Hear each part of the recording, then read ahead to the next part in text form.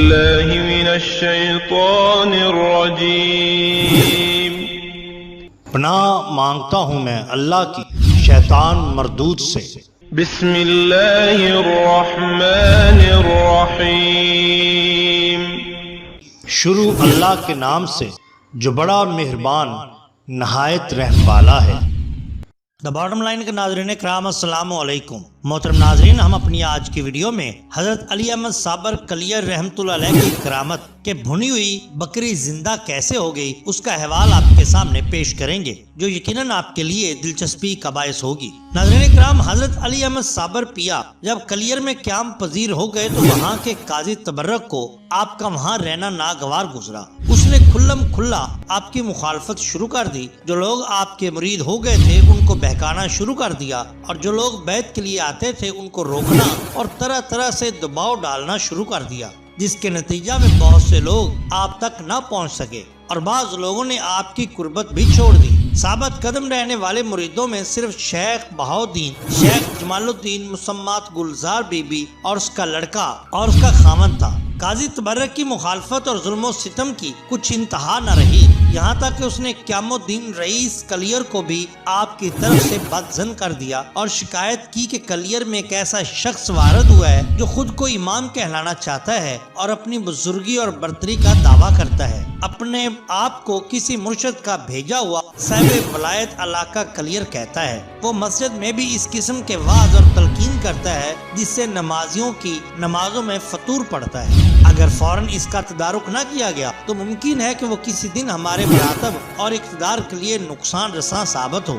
بہت جلد اس کے اثر و رسوخ کو زائل کرنا چاہیے۔ رئیس کلیر نے جب قاضی تبرک کی یہ باتیں سنی اس پر بھی بے حد اثر ہوا اور اسے اپنی ریاست میں اپنا اقتدار ختم ہوتا ہوا نظر آنے لگا۔ قاضی تبرک کی باتیں سن کر آخر قیام الدین رئیس کلیر جمعہ کے دن مسجد میں آیا۔ حضرت مخدوم صاحب اس کے آنے سے قبل ہی تشریف لا چکے تھے۔ اس نے دریافت کیا کہ قاضی صاحب وہ کون شخص ہے جو امامت کا خواستگار ہے۔ قاضی تبرک نے حضرت صابر رحمۃ اللہ علیہ کی طرف اشارہ کرتے ہوئے کہا، یہ صاحب ہیں۔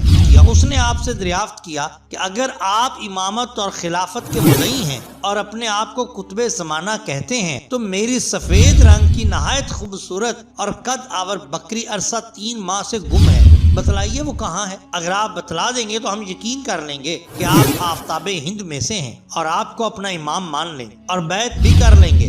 حضرت مخدوم نے ایک ذرا سی توجہ عالم روا کی جانب فرمائی اور ہاتھ اٹھا کر فرمایا، اے بکری کے کھانے والے لوگوں نکل آؤ۔ ایک آن کی آن میں 27 آدمی پریشانی کے عالم میں جامع مسجد میں داخل ہوئے۔ حضرت صابر صاحب نے فرمایا کہ رئیس شہر کی بکری تم لوگوں نے پکڑ کر کھائی ہے، اس کا مفصل حال بیان کرو۔ ان لوگوں نے رئیس کے خوف کی وجہ سے صاف انکار کیا کہ ہم پر بہتان ہے، ہم قطعی نہیں جانتے۔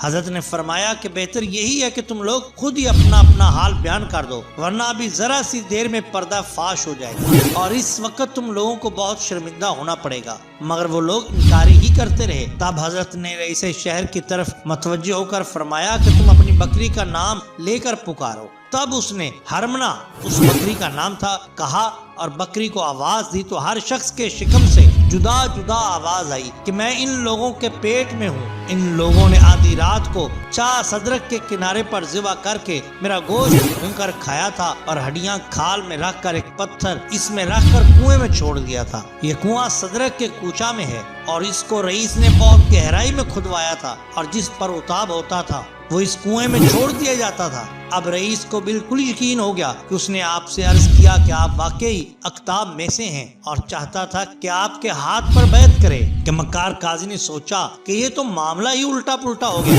میری بزرگی اور وقت سب خاک میں ملا چاہتی ہے۔ تو چپکے سے اس نے رئیس کے کان میں کہا کہ اس کے دھوکے میں نہ آئیے گا، یہ بہت بڑا جادوگر معلوم ہوتا ہے۔ رئیس اس کے ورغلانے میں آ گیا اور کہا کہ یہ معاملہ جادو کا معلوم ہوتا ہے۔ حضرت صابر صاحب مسکرا دیے اور کہا چند دنوں بعد ان پر حقیقت واضح ہو گئی۔ اسی طرح ایک دفعہ کا واقعہ ہے کہ حضرت علی احمد صابر کے خلیفہ حضرت خواجہ شمس الدین نے ایک روز مخدوم پاک سے سوال عرض کیا تھا کہ فنا و بقا کا راز کیا ہے؟ تو حضرت مخدوم صاحب نے فرمایا تھا کہ کسی وقت ظاہر کر دیا جائے گا۔ حضرت خواجہ شمس الدین کو وہ سوال یاد آ گیا، مگر یہ ایک واقعہ تھا جس کو مدتیں گزر گئیں، جو حضرت خواجہ صاحب کے ذہن سے خارج ہو چکا تھا۔ مگر آج اس وقت سب لوگ قبر شریف کی چشمہ بندی میں مصروف تھے، تو حضرت خواجہ شمس الدین رحمۃ اللہ علیہ کے دل میں یہ بات پیدا ہوئی کہ امام صاحب سے ملاقات کر کے ان کے حالات اور نام و نشان دریافت کر لینا چاہیے، ورنہ یہ بات پردہ راز میں رہ جائے گی کہ نماز جنازہ کس نے پڑھائی، کیونکہ یہ کہا جاتا تھا کہ حضرت علی احمد صابر پیا کی نماز جنازہ غیب سے کسی نے پڑھائی تھی۔ چنانچہ آپ سوار امام کی جانب متوجہ ہوئے، وہ اپنے گھوڑے کی باغ کو پکڑ کر سوار ہو چکے تھے اور خواجہ صاحب کو آتا دیکھ کر گھوڑا مغرب کی جانب بڑھا دیا۔ حضرت خواجہ صاحب گھوڑے کے پیچھے دوڑے اور کچھ دور جا کر گھوڑے کی باغ پکڑ کر عرض کیا کہ حضرت اپنا نام و نشان تو بتلائیے، کیونکہ لوگ کہہ رہے ہیں کہ حضرت علی احمد صابر پیا کا جنازہ کسی غیب سے آئے ہوئے آدمی نے پڑھایا ہے۔ یہ سن کر سوار نے اپنے چہرے سے نقاب اٹھایا اور فرمایا کہ فقیر کے جنازے کی نماز فقیر ہی نے پڑھائی ہے۔ چہرہ پر نور دیکھتے ہی حیرت میں سب آ گئے، تو حضور نے قبر جانب اشارہ کر کے فرمایا کہ شمس الدین، حیرت کی کوئی بات نہیں، وہ فنا ہے، یہ بقا ہے۔ الحمدللہ کو موجب وعدہ کہ آج یہ مسئلہ بھی تم کو بچشم خود دکھلا کر سمجھا دیا۔ ایک بار مجھ پر رفاع عہد کا باقی تھا، اس سے بھی آج میں دوش ہو گیا۔ یہ سنتے ہی حضرت خواجہ شمس الدین ترک شمس الارض پانی پتی رحمۃ اللہ علیہ بے ہوش ہو کر گر پڑے اور وہ سوار صاحب جدھر سے تشریف لائے تھے ادھر کو روانہ ہو گئے۔ ناظرین کرام، یہ شان ہوتی ہے اولیاء۔